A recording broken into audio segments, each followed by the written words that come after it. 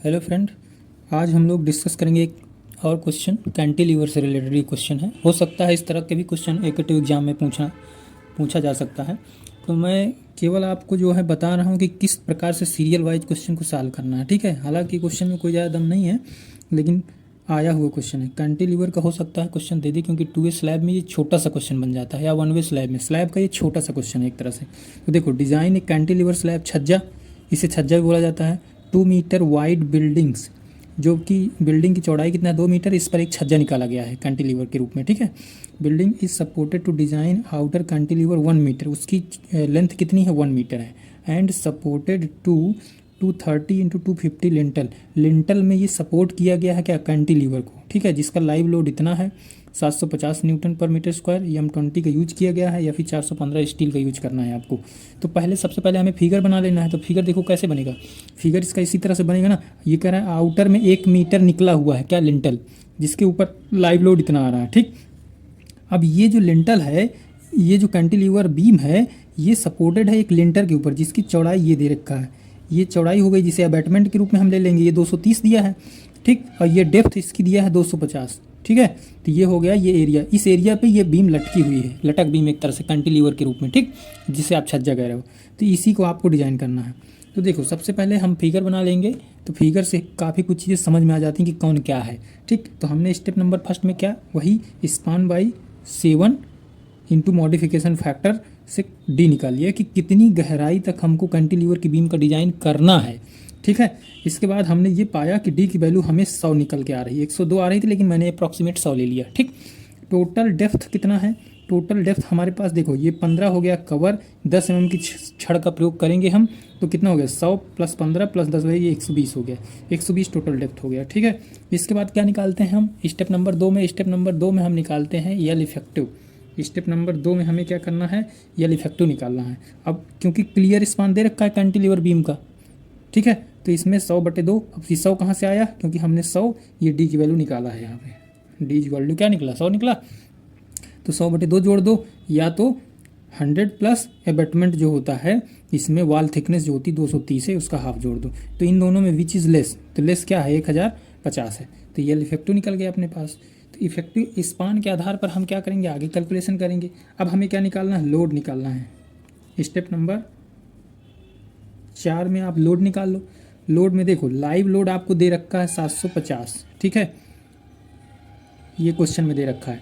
हमें self weight चाहिए, यानी कि डेड लोड चाहिए बीम का। तो डेड लोड के लिए हमने बताया था 1 मीटर का डिजाइन करना ही है। 1 मीटर लेंथ भी है अपने पास, और थिकनेस कितना आपने माना, ये देखो 120 माना कैपिटल डी, तो 0.120, और आरसीसी की डिजाइन है तो 25। ठीक है, तो ये हो जाएगा 2500 ना न्यूटन। तो ये कितना हो जाएगा, इसको जब आप कैलकुलेट करोगे 25,000 होता है। जब आप इसको कैलकुलेट करोगे तो ये आएगा 300 के लगभग। ठीक, ये यूनिट वेट हो गया आरसीसी का। इसके बाद और फिनिशिंग लोड तो दिया नहीं है, तो इन दोनों को जोड़ लेते हैं। तो इन दोनों को आप जोड़ोगे तो 7 × 3 = 10, 1050 टोटल हो गया आपके पास 1050 का लोड। फिर फैक्टर लोड निकाल लो।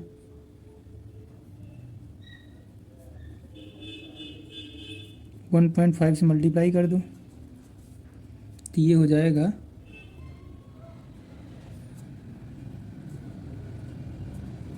इस तरह से। ये लोड अपने पास निकल गया WU। ठीक है, WU निकल गया। तो WU इस तरह से हम निकाल लेंगे। इसके बाद क्या करेंगे अगले स्टेप में, हम बेंडिंग स्टेप नंबर 4, ये स्टेप नंबर 3 था। ठीक है, ध्यान रखना। स्टेप नंबर 4 में हमें बेंडिंग मोमेंट निकालना है। Bending moment and shear force निकालना है, यही तो हमने बताया था। ठीक, तो MU कैंटिलीवर डिजाइन कर रहे हो तो ध्यान रखना यहीं पे से बदलाव आता है। WL²/2 आएगा यहाँ पे।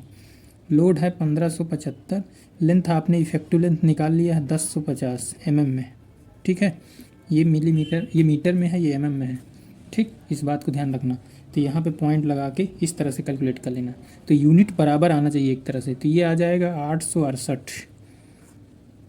ठीक है, 3 न्यूटन मीटर में। तो ये है अपने पास क्या, WMU मोमेंट की वैल्यू निकल के आ गई। कोई नई चीज़ नहीं बता रहा हूँ मैं, वही सब पुरानी चीज़ें हैं। तो VU इस तरह से निकाल लेना, W × L। तो W × L, W लोड दिया है 1575,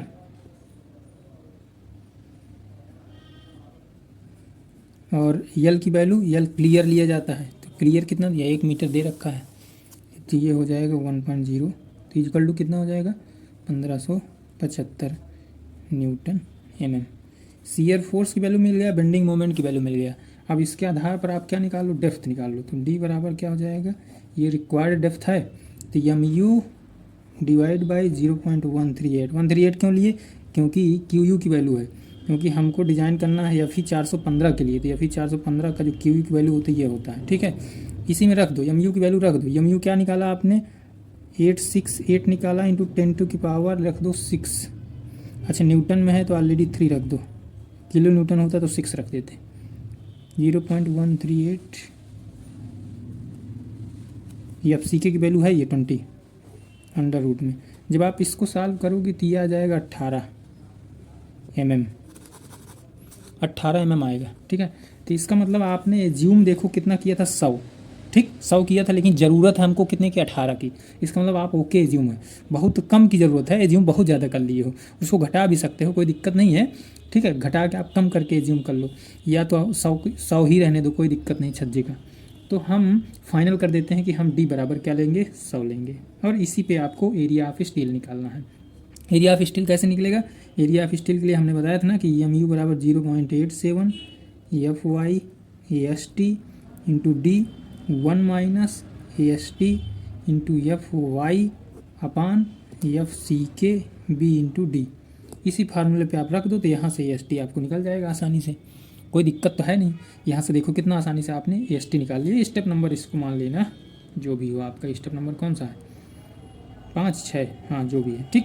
तो यहाँ से आप ए एस टी निकाल लो, सारी वैल्यू देखो, ये दे रखा है, ये आपने मान लिया 100 ही है, एफ वाई दे रखा है, बी डी मान है ही है, एफ सी के है ही है आपका, ठीक। तो इस तरह से आपको कैंटिलीवर के क्वेश्चन करना। मैं पूरा क्वेश्चन इसलिए नहीं कर रहा हूँ ताकि अपने से आप सॉल्व करो, ये भी क्वेश्चन की एक प्रैक्टिस कर लेना, ठीक है। यहाँ तक कि कैसे मान के सॉल्व किया जाता है वो चीज़ मैं बताने का प्रयास कर रहा था, तो मैं यहाँ पे बता दिया।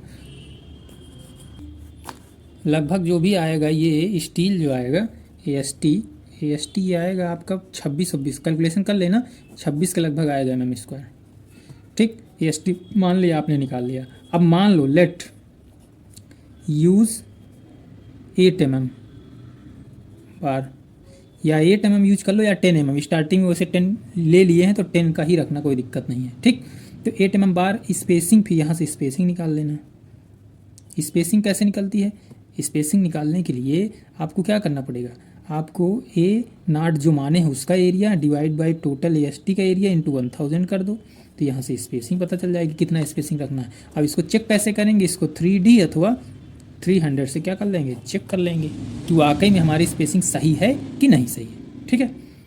इतनी बात समझ में आ गई। अब इसके बाद क्या करोगे, आप डिस्ट्रीब्यूशन स्टील निकालोगे। डिस्ट्रीब्यूशन स्टील देखो कैसे निकालते थे, तो डिस्ट्रीब्यूशन स्टील हम निकालते थे 0.12% of cross section area, cross section area ले लेते थे, उसी के आधार पर हम डिस्ट्रीब्यूशन स्टील निकाल लेते थे। डिस्ट्रीब्यूशन स्टील, क्योंकि डिस्ट्रीब्यूशन स्टील कैंटिलीवर में लगाना है, ठीक। तो इस तरह से हम डिस्ट्रीब्यूशन निकाल लेंगे। फिर स्टेप नंबर 7 में आप क्या करते थे, एलडी निकालते थे, एलडी निकाल लेना, इसको निकाल के चेक कर लेना, हालांकि नो शियर आएगा हर केस में जो आ रहा है, ठीक है। तो एलडी निकाल लेना। मैं निकालना इसलिए नहीं बता रहा हूँ ताकि आप लोग अपने से करो, कुछ तो करो, इतने क्वेश्चन में करवा चुका हूँ उसके बेस पर करो ना यार। देखो फिगर कैसे बनाओगे कैंटिलीवर का, ये था कैंटिलीवर डिजाइन, कुछ इस तरह से आपने स्लैब दिया था, इस तरह से ये अबटमेंट सपोर्ट हो गया आपका, ठीक। तो कैंटिलीवर में ध्यान ये रखना है कि जो रेनफोर्समेंट होती है वो टॉप में दिया जाता है, हमेशा रेनफोर्समेंट को टॉप में इस तरह से डिज़ाइन किया जाता है, ठीक है, इस तरह से। और डिस्ट्रीब्यूशन स्टील को इस तरह से इसके बॉटम में ऐसे दिया जाता है, इस तरह से। यहाँ पे लिख देना, हमने मान लिया हमने निकाला 6 mm फाई, तो at the rate centre to centre spacing हो गया, जो भी आपने स्पेसिंग निकाला हो सेंटर टू सेंटर स्पेसिंग हो गया ये, ठीक। ये आपका डेप्थ था, कितना था 250 था, ये आपका कितना था 230 था, इस तरह से बढ़िया सा दिखा सकते हो, ठीक। और ये आपका दिया है ये 1 मीटर, यहाँ पे ये मेन बार हो गया, मेन बार हो गया। तो उम्मीद करता हूँ आप, मैं न्यूमेरिकल सेक्शन पूरी तरह से यहाँ से बता दिया आपको, ठीक है, सब कुछ बता दिया, कोई दिक्कत देने वाली बात नहीं है, आपको प्रैक्टिस करना है, ठीक है। एक क्वेश्चन और स्लैब से मैं बता दे रहा हूँ, आज ये स्लैब का लास्ट हो जाएगा। शार्ट डिफ्लेक्शन क्या होता है, यहाँ चीज़ों को समझ लो। Short term deflection and long term deflection, ये चीज़ मैं बता दे रहा हूँ। तो शॉर्ट टर्म डिफ्लेक्शन का मतलब है, हो सकता है 2 नंबर पूछ ले तो लिख देना। तो इसकी परिभाषा है it is produce initial elastic, ध्यान से समझना, it is produce initial elastic deformation of member under dead load, या तो कह सकते हैं इम्पोज्ड लोड। ठीक है, इन सब की वजह से क्या प्रोड्यूस होता है, शॉर्ट टर्म डिफ्लेक्शन प्रोड्यूस होता है। हमने क्या कहा, it is produce initial elastic deformation of the member. मतलब जब आप ढलाई करते हो किसी भी कंक्रीट मेंबर की, तो उस समय ज़्यादा चांसेस है कि कौन सा डिफ्लेक्शन हो, शॉर्ट टर्म डिफ्लेक्शन हो। अब ये शॉर्ट टर्म डिफ्लेक्शन किस पर डिपेंड करता है, तो डिपेंड अपॉन, देखो किन किन चीज़ों पर डिपेंड कर सकता है। तो ये शॉर्ट टर्म डिफ्लेक्शन जो है, पहली चीज़ तो ये डिपेंड करेगा जो स्लैब की स्पान होगी, स्लैब का क्या होगा, स्पान एंड सपोर्ट पर। भाई ज़्यादा स्पान होगा तो उस हिसाब से आपको डिजाइन करना पड़ेगा, तो स्पान वेरिएशन में काफ़ी फर्क पड़ता है शॉर्ट टर्म डिफ्लेक्शन का। ठीक है, तो स्पान एंड सपोर्ट कंडीशन जिसको ये प्रभावित कर सकता है। दूसरी चीज़ क्या हो सकता है, क्रॉस सेक्शन। भाई क्रॉस सेक्शन बड़ा होगा तब दिक्कत होगी, क्रॉस सेक्शन छोटा होगा तब दिक्कत होगी, है ना। तो एक कास्टिंग करने में वेरिएशन आता है, क्रॉस सेक्शन बड़ा होगा, वाटर सीमेंट रेशियो बदल जाएगा कंक्रीट का, तो इनिशियल सेटिंग स्ट्रेंथ बदल जाएगी, इनिशियल वैल्यू हो सकता है काफ़ी कुछ परिवर्तन आ जाए। तो क्रॉस सेक्शन एरिया यानी कि क्रॉस सेक्शन के आधार पर भी शॉर्ट टर्म डिफ्लेक्शन में प्रभाव पड़ता है। ठीक है, तीसरी चीज़ क्या प्रभाव पड़ सकता है, रेनफोर्समेंट। आपने अगर रेनफोर्समेंट की स्पेसिंग सही से नहीं दिया, कवर सही से मेंटेन नहीं किया, तो रेनफोर्समेंट स्टील की वजह से भी शॉर्ट टर्म डिफ्लेक्शन वेरिएशन देखा जा सकता है। ठीक, चौथी चीज़ क्या हो सकता है, ग्रेड ऑफ कंक्रीट। हो सकता है आपको ज़रूरत पड़ जाए, M30 ड्राइंग में लिखा है, आप सोचे यार पैसा बचा लिए जाए, M20 का ही डिज़ाइन कर दिए। ठीक है, तो M20 की जब डिज़ाइन कर दोगे तो क्या होगा, उसके स्ट्रेंथ में वेरिएशन आएगा कि नहीं आएगा, तो हो सकता है शॉर्ट टर्म डिफ्लेक्शन देखने को मिल जाए। तो ये सब क्या है, प्रभावित कर सकते हैं शॉर्ट टर्म डिफ्लेक्शन। तो शॉर्ट टर्म डिफ्लेक्शन को देखो निकाला कैसे जा सकता है, इसको डेल्टा C से डिनोट करते हैं या कहीं कहीं EC से डिनोट कर जाते हैं। तो डायरेक्ट निकाला जा सकता है 5000 √FC के से निकाल सकते हैं। ठीक है, एज़ पर IS 456 2000, 5000 √FC के से EC की वैल्यू आप निकाल सकते हैं। EC क्या है, शॉर्ट टर्म डिफ्लेक्शन है। ठीक, तो शॉर्ट टर्म डिफ्लेक्शन की कहानी समझ में आ गई। अब पढ़ते हैं लॉन्ग टर्म डिफ्लेक्शन क्या होता है। लॉन्ग टर्म डिफ्लेक्शन, देखो क्वेश्चन नहीं आएगा इसमें, थ्योरी हो सकता है पूछ ले। तो लॉन्ग टर्म डिफ्लेक्शन क्या होता है, तो इसको कह सकते हैं it is due to creep and shrinkage. मतलब जब आप कास्टिंग कर देते हो, कास्टिंग के बाद जब मेंबर की स्ट्रेंथ ग्रहण होती है 28 दिन में, कंक्रीट की जब स्ट्रेंथ आती है 28 डेज में क्योरिंग करने के बाद, तो उसमें 2 टर्म एक आते हैं। तो लॉन्ग टर्म जो डिफ्लेक्शन होता है वो क्रीप की वजह से भी आता है और श्रिंकेज की वजह से भी आता है। 2 चीज़ें हैं। अब क्रीप क्या है, श्रिंकेज क्या है। श्रिंकेज जैसा शब्द से जान रहे हो, श्रिंकेज का मतलब सिकुड़ना, है ना। तो सीधी सी बात है, जब आप ढलाई किसी मेंबर की करते हो तो उसमें कुछ ना कुछ सिकुड़ा आ जाता है, इसका मतलब कुछ ना कुछ वाट्स में कमी आ जाती होगी, तो वो रिड्यूस कर जाता है। तो IS कोड ने कहा है कि जो श्रिंकेज की वैल्यू होती है, पहले इसकी बात कर लेते हैं क्रीप की। तो क्रीप क्या होता है, तो क्रीप जो होता है वो होता है डिफ्लेक्शन ड्यू टू क्रीप, यानी कि क्रीप को डिनोट करते हैं ECL से। इसकी वैल्यू निकाला जाता है EC/1 + थीटा। अब EC तो जान गए, इसको पढ़े हैं अभी पीछे। ये क्या होता है, 5000 √FC के / 1 + थीटा। अब थीटा क्या है, थीटा को बोला जाता है क्रीप कोफिशिएंट। क्या बोला जाता है, क्रीप कोफिशिएंट बोला जाता है। अब इसकी वैल्यू IS कोड में लिखा है, इसकी वैल्यू क्या होती है, इसकी वैल्यू होती है 2.2, 1.6, 1.1। ये क्रीप कोफिशिएंट डिपेंड करता है टाइम पर। तो 7 दिन अगर कंक्रीट की ढलाई के 7 दिन हो गए तो इसकी जो वैल्यू है 7 डेज पे क्या लिया जाएगा, इसकी वैल्यू 2.2 लिया जाएगा। अगर 28 डेज बीत गए आपकी कंक्रीट की क्वेरिंग करते समय ढलाई के बाद, तो क्या लोगे, 1.6 लोगे। अगर 1 साल बीत गया और आपको निकालना है क्रीप कोफिशिएंट, तो 1.1 लेंगे। तो इस तरह से लिया जाता है, ये IS कोडल डाटा है। इस तरह से हम क्या निकाल लेंगे, क्रीप की वैल्यू निकाल लेंगे। ठीक है, किसी भी स्ट्रक्चरल मेंबर के लिए। अब डिफ्लेक्शन में श्रिंकेज की वैल्यू, यानी कि डिफ्लेक्शन ड्यू टू श्रिंकेज कैसे निकालेंगे। तो deflection due to shrinkage in concrete, दूसरा पार्ट है आपका deflection due to shrinkage, deflection due to shrinkage in concrete.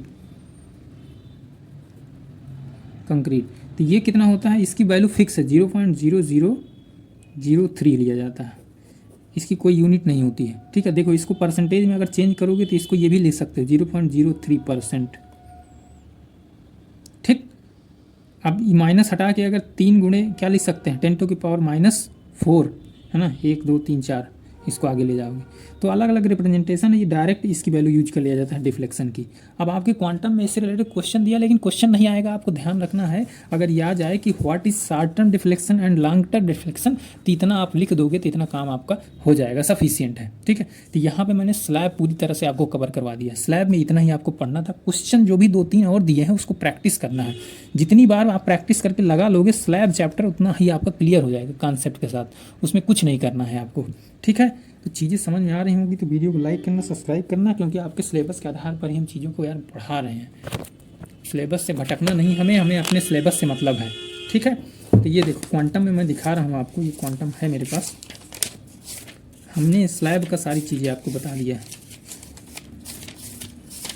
जाके इसको पढ़ लेना। 2-2 नंबर के भी ये देखो क्वेश्चन पूछा तो नहीं गया है, लेकिन ये दिया था क्वांटम में, इसलिए हमने सारी चीज़ें बता दिया कि शॉर्ट टर्म डिफ्लेक्शन क्या होता है, लॉन्ग टर्म डिफ्लेक्शन क्या होता है, लिमिट स्टेट ऑफ सर्विसिबिलिटी क्या होती है, ये सब पीछे मैं बता चुका हूँ जब जंक्शंस पढ़ा रहा था तो वहाँ पे। अब इसमें न्यूमेरिकल नहीं आएगा, न्यूमेरिकल के पीछे मत भागना, इससे न्यूमेरिकल बहुत रेयर केस में ही पूछा जा सकता है, तो कोई क्वेश्चन नहीं पूछा जाएगा। ठीक है, मेरी तरफ से आप लोगों को एक क्वेश्चन है जिसको करके आप प्रैक्टिस कर लेना, हो सकता है वो ये क्वेश्चन फंस जाए। ठीक है, मैं एकदम बता रहा हूँ, ये क्वेश्चन है वेरी इंपॉर्टेंट है ये क्वेश्चन। देखो, डिजाइन है RC slab room, 6 metre 7 metre size दे रखा है, सिंपली सपोर्टेड 4 एज दे रखा है विथ कार्नर हेल डाउन। देखो दे दिया ना, कार्नर्स हेल डाउन एंड करी सुपर इम्पोज लोड इतना फिनिशिंग लोड इतना डिजाइन करना। सारे स्टेप आपको पता है, स्टेप बाय स्टेप कैलकुलेशन करते जाना, कहीं कोई दिक्कत नहीं आएगी। 10 नंबर देखो कितना आसानी से मिल जाएगा। फिगर जरूर बना देना इस लास्ट स्टेप में, ये क्वेश्चन की प्रैक्टिस जरूर कर लेना। ये कौन सा है, कार्नर हेल डाउन का क्वेश्चन है। 2 केस हमने बताया था, corner is hello down, corner is not hello down.